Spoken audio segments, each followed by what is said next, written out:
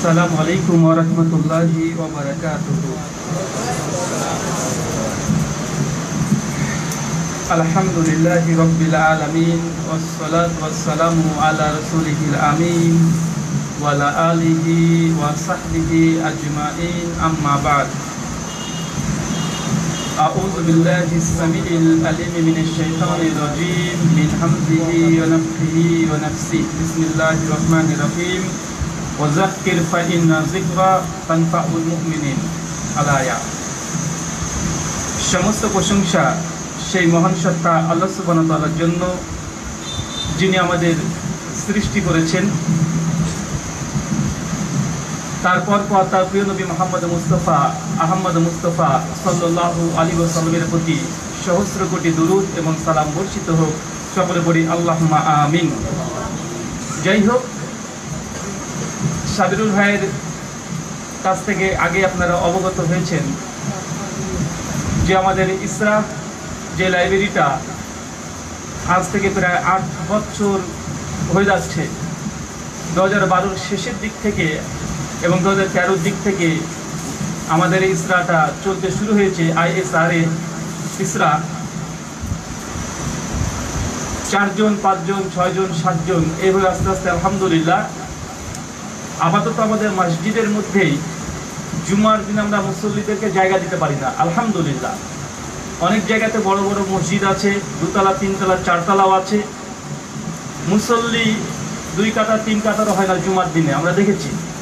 তাহলে আলহামদুলিল্লাহ যে আমাদের এই মসজিদের মধ্যে আমরা অন্ততপক্ষে জুমার দিন মানুষকে জায়গা দিতে পারি না। মানুষকে বলতে হয় যে ভাই আপনারা সাইকেল নিয়ে আসবেন না, আপনারা মোটরসাইকেল নিয়ে আসবেন না, আপনারা অন্য গাড়ি ঘোড়া করে আসবেন না। কেন? আমাদের জায়গার সংকীর্ণতা আছে। অনেক রকম বাধা বিপত্তির পরে আল্লাহ সুবহানাহু ওয়া তাআলা আমাদের এই মসজিদটাকে যে কবুল করেছে, এর প্রশংসা, এর শুকরিয়া আদায় করে শেষ করা যাবে না। তারপরে আর আল্লাহ সুবহানাহু ওয়া তাআলা আরও একবার শুকরিয়া সুজুদ আদায় করি। সকলে পড়ি আলহামদুলিল্লাহ। আল্লাহ সুবহানাহু ওয়া তাআলা বলছেন পবিত্র কোরআন সূরা জারিয়াত সূরা নম্বর 51 আয়াত নম্বর 55-তে, ওয়াযাক্কির ফাইন্না যিকরা। আল্লাহ বলছেন যে তোমরা তাদেরকে উপদেশ দিতে থাকো, তাদেরকে নসিহত করতে থাকো, তাদেরকে আদেশ উপদেশ পরামর্শ দিতে থাকো। যারা মুমিন তাদের জন্য এই আদেশ উপদেশ পরামর্শ এগুলো উপকারী হবে। আল্লাহ সুবহানাহু ওয়া তাআলা একটা বাক্যের মধ্যে দিয়েই গোটা বিশ্ব জগতে যত রকমের বিপর্যয় সৃষ্টি হচ্ছে, কোরআনের একটা আয়াত যে তোমরা তাদেরকে উপদেশ দিতে থাকো, পরামর্শ দিতে থাকো, যেন মুমিনদের উপকারে আসে। তার মানে বুঝতে হবে যে পবিত্র কোরআন এবং হাদিস তাদেরই উপকার আসতে পারে যারা মুমিন। কারা? যারা বিশ্বাসী, যারা আল্লাহ সুবহানাহু ওয়া তাআলাকে বিশ্বাস করে। অনেক দেবে নাস্তিক আছে, অ্যাথিস্ট যারা আছে, অমুসলিম আছে, তারা কোরআন পড়ছে সংশয় নিয়ে, কেন কোরআনের ভুল ধরবো। তারপরে আল্লাহ সুবহানাহু ওয়া তাআলা তাদের মধ্যে অনেককে হেদায়েত দিয়েছে। যেমন মরিস বুকাইলি নাম শুনি না আমরা? মরিস বুকাইলি পবিত্র কোরআনের ভুল ধরতে গিয়েই তার ইসলামিক স্টাডি শুরু করেছে। অবশ্যই গবেষণা যত বৃদ্ধি পায় আস্তে আস্তে আস্তে আস্তে আল্লাহ সুবহানাহু ওয়া তাআলা তার হেদায়েতের দরজাকে উন্মুক্ত করে দেয়। অবশেষে সে ইসলাম কবুল করে। আলহামদুলিল্লাহ। তো আমরা মূলত আজকে খুব বেশি আমি আলোচনা করব এমনটা নয়। আমাদের আলোচনার বা আমাদের এই পরিবেশ যেগুলো আমরা তৈরি করেছি, অনেকের মধ্যে সংশয় আছে। অনেকে ভাবছেন যে কি হচ্ছে, কেন হচ্ছে, কে করছে, কোথা থেকে হচ্ছে, কিভাবে হচ্ছে, অনেক রকমের প্রশ্ন। তাই সাবির ভাই আগে থেকে বলে দিয়েছে যে আপনাদের সঙ্গে যেহেতু সার্বিকভাবে সকলকে নিয়ে আমাদের এই যে আয়োজন, এটা পরামর্শ করা হয় নাই, এই জন্য আজকে খোলামেলা আমরা শুধুমাত্র আলোচনা করব। তার পূর্বে আমি একটা হাদিস থেকে কিছু আপনাদেরকে শোনানোর জন্য এখানে মনস্থির করছি। আর হাদিসটা আমি দেখে দেখে পড়বো, কেন হাদিসের প্রত্যেকটা শব্দ আমাদের খুব গুরুত্বপূর্ণ মনে হয়েছে। একটা শব্দ যদি মিস হয়ে যায় তো মনে হবে যে আলোচনাটা একটু কমপ্লিট হলো না।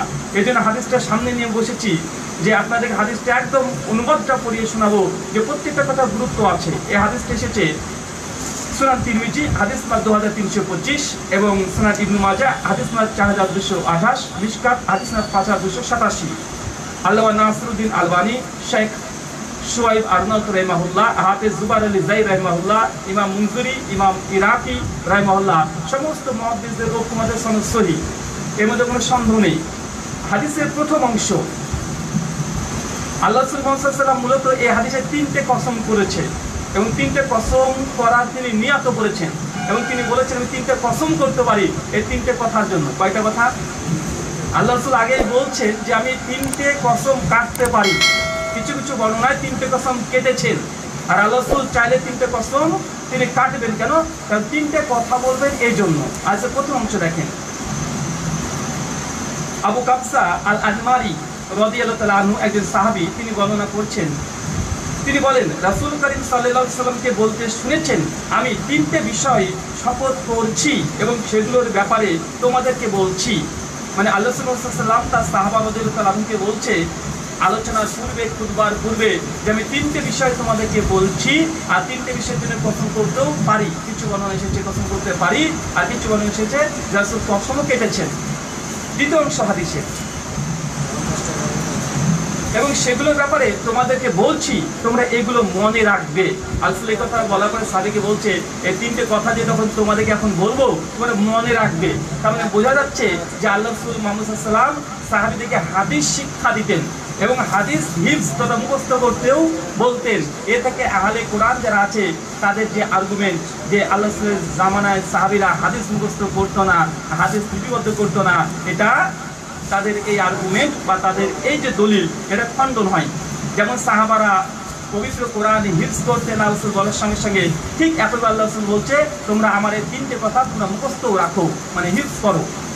তারপর তিনি বলছেন 3টে কথার প্রথম কথা, তিনি বলেন দান খায়রাত করলে কোনো বান্দার সম্পদ হ্রাস পায় না। আল্লাহ রাসূল প্রথম যে কসম করে কথা বলছেন 3টে নসিহা, 3টে আদেশ, 3টে উপদেশ, 3টে নির্দেশ। তার প্রথম অংশ কেউ যদি দান করে, সাদাকা করে, আল্লাহ রাসূল বলছে তার কখনো সম্পত্তি বা তার অর্থ বা তার টাকা পয়সা ধন সম্পদ কিছুই কমবে না। আলহামদুলিল্লাহ। যদিও আমাদের প্রত্যেকের মনে এর উল্টো একটা কথা, একটা সংশয় সবসময় বিরাজ করে যে আমি 5 টাকা দান করব, আছে তো 10 টাকা, 5 টাকা দিলে তো আমার পকেটে 5 টাকা আছে, এরকম সংশয় কাজ করে কি করে না। আল্লাহ রাসূল এই জন্য তিনি মূলত মিরকাতুল মাফাতির মধ্যে মোল্লা আলী কারি হানাফি রাহিমাহুল্লাহ হাদিসটা কিন্তু ব্যাখ্যা করছে, বলছে আল্লাহ রাসূল যে কসম করার কথা বলেছে এর মূল উদ্দেশ্য যে কথা যে কতটা সত্য এটা বোঝানোর তাগিদ। রাসূল কসম কাটছে কারণ এটুকু বোঝানোর জন্য যে আমি যে কথা বলছি এর মধ্যে বিন্দু পরিমাণ সন্দেহ নেই। এদের কসম করে বলছে কোনো ব্যক্তি যদি দান করে, কেউ যদি দান করে তার সম্পত্তি এটা কখনোই কমবে না, বরং আল্লাহ তাআলার পক্ষ থেকে বৃদ্ধি হতে থাকবে। আলহামদুলিল্লাহ। তো বলেন তো আমাদের কজনের অন্তরে এমন হাদিসের উপরে দৃঢ় বিশ্বাস আছে যে আমি দান করছি সম্পত্তি বৃদ্ধি পাবে? কজনের? আল্লাহ রাসূল কসম করেছে, কিন্তু কসম করার গুরুত্বই এতটাই যে দান করলে সম্পত্তি বৃদ্ধি পাবে। অনেক হাদিস বলেছে কোনো সংশয় নাই, তার মানে বুঝতে হবে সবগুলোই ভালো, আল্লাহর কোনো কথাই সন্দেহ নেই। তারপরে এটা যেমন গুরুত্ব দিয়ে বলছে, তাগিদ দিয়ে বলছে, কসম দিয়ে বলছে, তাহলে এর গুরুত্ব কত। তবে দান করলেই সম্পত্তির বৃদ্ধি আপনার পেতেই হবে। সেই বুখারী খুলবেন, যাকাতুল ফিতর হাদিস নাম্বার 1410, আল্লাহ রাসূল বলছেন কোন ব্যক্তি যদি নিজের ইখলাস নিয়াত খাস অন্তরে একটা খেজুর, কিছু বর্ণনা খেজুরের অর্ধেক অংশ, আর বুখারী বর্ণনা একটা খেজুর যদি দান করে আল্লাহর সন্তুষ্টির জন্য, আল্লাহ সুবহানাহু ওয়া তাআলা এই বান্দার ওই খেজুরের দানটাকে তার নিজ জান হাত দিয়ে কবুল করে। সুবহানাল্লাহ। কে কবুল করে? আল্লাহ সুবহানাহু ওয়া তাআলা গ্রহণ করে। আপনি দান করছেন, আল্লাহ বলছে আমি গ্রহণ করি। আপনি যদি একটা ফকির বা মিসকিনকে যদি একটা খেজুর দেন, একজন সিয়াম পালন করছে রোজাদার, তাকে যদি একটা খেজুর যদি তাকে দেন ইফতারের জন্য, বা গরিব মিসকিন মানুষকে যদি দান করেন, এই দানটা মূলত কাকে করছেন বলতে আল্লাহ কি বলছে? আল্লাহ বলছে আমি সেই দানটাকে নিজ হস্তে সেটাকে গ্রহণ করি। তারপর তোমরা যেমন গরু, ছাগল, ঘোড়া, আজকে ঘোড়ার কথা এসেছে যে ঘোড়া যেমন তোমরা পালতে থাকো, ছোট্ট বাচ্চা একটা ঘোড়াকে আস্তে আস্তে বড় করতে থাকো, ঠিক আমিও তোমার এই দানটাকে আস্তে আস্তে বড় করতে করতে করতে একটা উহুদ পাহাড়ের সমান বড় করি। কিয়ামতের মাঠে তোমাকে আমি আজ প্রতিদান হিসাবে আবার তোমাকে ফেরত দেব। এটা আল্লাহ রাসূলের কথা। যে কেউ যদি দান করে তার নিষ্ঠা, তার ইখলাস, তার নিয়াত, তার খুলসিয়াত বিশুদ্ধ যদি থাকে, পরিশুদ্ধ যদি থাকে, শুধু আল্লাহর সন্তুষ্টির জন্য যদি 1 টাকা দান করেন, পবিত্র কোরআন সূরা বাকারা সূরা 2 আয়াত নাম্বার 262 পড়বেন, আল্লাহ সাল্লাল্লাহু আলাইহি বলেছে সেই দানটাকে উদাহরণ দিতে গিয়ে তিনি বলছেন একটা ধানের যে শীষ থাকে তার মাথায় 7খানা থাকে, এবং আল্লাহ 700 গুণ পর্যন্ত বৃদ্ধি করতে পারেন। কেউ যদি দান করে আল্লাহ সুবহানাহু ওয়া তাআলা কোরআনের একাধিক ফজিলত, হাদিসেও একাধিক ফজিলত, আর আল্লাহ রাসূল কসম করে প্রথমে বলে দিয়েছে কেউ যদি দান করে তাহলে তার দানের কারণে তার সম্পত্তি কমবে না, বরং বৃদ্ধি পাবে। সে বুখারী বলবেন হাদিস নাম্বার 1421, আল্লাহ রাসূল বনী ইসরাইলের একজন দানবীর ব্যক্তির কথা বলছেন। একজন ব্যক্তি দান করতেন তার কথা বলছে যে কোনো এক সময়তে, সহিহ বুখারী 1421 নম্বর হাদিস, যে একজন ব্যক্তি বলছে যে আল্লাহর কসম আজকে রাত্রিবেলাতে আমার সম্পত্তির কিছু অংশ আমি দান করব, হতে পারে দিনার বা দিরহাম বা তার অর্থ সম্পত্তি, টাকা পয়সা, ডলার, টাকা, এগুলো কিছু দান করবে, এই নিয়াতে রাত্রিবেলাতে বেরিয়ে পড়েছে।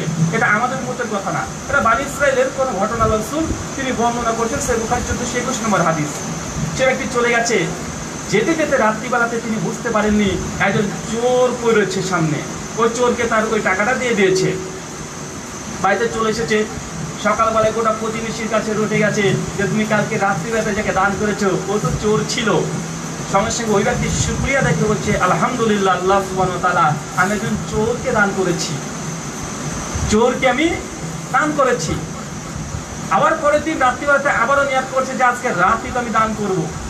আমি প্রথমে ভেবেছিলাম যে হাদিসটা এটা কেমন কেমন লাগছে, বলেছি বুখারী মুসলিমের হাদিস, আর আল্লাহ রাসূল এটা ঘটনা বর্ণনা করছে আগের উম্মতের কথা, মানে আমাদের এই উম্মত না, হতে পারে মুসা বা ঈসা বা ইব্রাহিম, সেই সময়কার কোন নবীর উম্মতের বা সাহাবাদের কথা বর্ণনা করছেন। অতঃপর সেই দ্বিতীয় রাত্রিতে সেই ব্যক্তি চলে গেছে রাস্তা দিয়ে, যেতে যেতে দেখছে একজন ব্যভিচারিণীকে পেয়েছে, চিনতে পারে নাই, কত দান করে দিয়েছে টাকা। আবার সকালে চলে এসেছে, আবার হইচই, চারিদিকে কথাবার্তা চলছে যে তুমি যাকে দান করেছো সে তো ব্যভিচারিণী, তুমি তো ব্যভিচারিণীকে দান করেছো, একটা প্রস্টিটিউট নারী, একটা বেশ্যা নারীকে তুমি দান করেছো। তারপরে সে শুকরিয়া আদায় করছে, আলহামদুলিল্লাহ, আল্লাহ তোমার শুকরিয়া, আমি একজন ব্যভিচারিণীকে দান করেছি। তৃতীয় রাত্রিতে আবার সে আবার নিয়াত করছে আজকে আমার কাছে যে সম্পত্তি আছে আমার এর কিছু অংশ আমি দান করব। তৃতীয় দিন যখন দান করতে গিয়েছে তখন দান করেছে। এইভাবে একটা ঘটনা, লম্বা ঘটনা বর্ণনা আছে। তৃতীয় দিন যাকে দান করছে সে ধনী ব্যক্তি, সে হচ্ছে ধনী ব্যক্তি, অনেক বড় লোক, টাকা পয়সা আছে, তাকে দান করেছে। চলে এসেছে পরের দিন একই কথা, একই সমস্যা।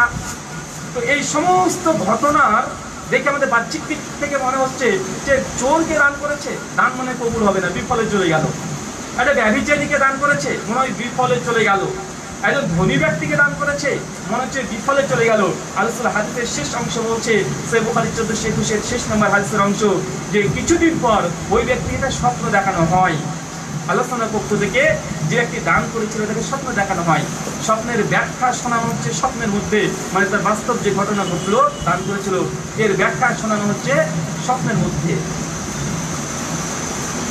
এবং এটা বোঝানো হচ্ছে যে তুমি যখন প্রথম চোরটাকে দান করেছিলে, এই দান করার কারণে এই চোরটা সে চুরি করাটাকে বন্ধ করে দিয়েছে। আর দ্বিতীয় যে ব্যভিচারিণী যাকে তুমি দান করেছিলে, এই দান পাওয়ার পরে সে এই নোংরা কাজটাকে পরিত্যাগ করে দিয়েছে। আর তৃতীয় ব্যক্তি যে ধন সম্পত্তি, টাকা পয়সা আছে, এই ব্যক্তিকে দান করা হয়েছে, ওখান থেকে ওই ব্যক্তি শিক্ষা অর্জন করেছে। ওই ব্যক্তি শিক্ষা অর্জন করেছে যে এই ব্যক্তি আমাকে দান করছে, আমারও তো প্রচুর আছে। ইমাম আহমদ আসকালানী ফাতুল বারীতে আরো বর্ণনা করেছে, পরবর্তী সময় ওই ব্যক্তি ওই শিক্ষা থেকে তিনিও তার হালাল টাকা পয়সা তিনি গরিব মিসকিনদের মধ্যে বন্টন করতেন।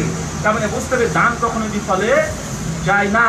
দান করলে আপনাকে ইহকাল এবং পরকাল হয় আপনার উপকার তো হবেই হবে, আপনার প্রতিবেশীর উপকার হবে। আপনার আশেপাশে যদি চোর থাকে, আমরা যদি প্রত্যেকে মানুষ যে থেকে দান সাদকা দিয়ে লোড করে দিই, তার যদি অভাব যদি দূরভূত হয়ে যায়, বন্ধু সে চুরি করবে আর কথা বলেন।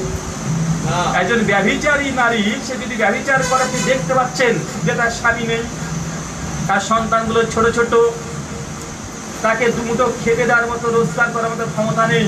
এখন এই অভাব অনটনের কারণে সে যদি ব্যভিচার হয়ে যাচ্ছে দেখতে পাচ্ছেন, আমরা যদি সেই সময় তাকে যদি এই বিশেষ করে অর্থনৈতিক সহযোগিতা না করি, সে যদি ব্যভিচারের মধ্যে নিমজ্জিত হয়ে যায়, এর জন্য দায়ভার আমাদের আছে না নেই? কথা বলেন, অবশ্যই আমাদের আছে। কিন্তু আমরা শুধুমাত্র মানে অত শত বুঝি না, আমরা সমালোচনা করতেই মানে বাকপটুতো।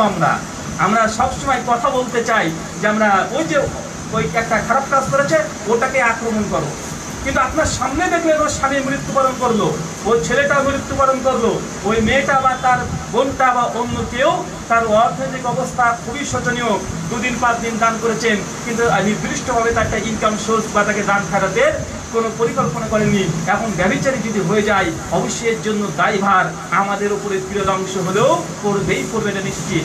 তার জন্য দান এটা গুরুত্বপূর্ণ বিষয়। হাদিসের 2 নম্বর অংশ, কারণ এই হাদিসটা নিয়ে আরো বিস্তীর্ণ আলোচনা করা যায়, কারণ দান নিয়েই সাহাবা তাবেঈন রাদিয়াল্লাহু তাআলা রাহিমাহুল্লাহরা এমন ঘটনা আছে শুনলেই নিজের অন্তরের ঈমানি জজবা বৃদ্ধি পাবে। তো হাদিসটা লম্বা, তাই আর বিশেষ করে এই অংশটাকে আর বিস্তারিত করছি না। 2 নম্বর বলছে আল্লাহ রাসূল কয়টা কসম করেছে বলেন তো? কয়টা কথা বললে আল্লাহ রাসূল?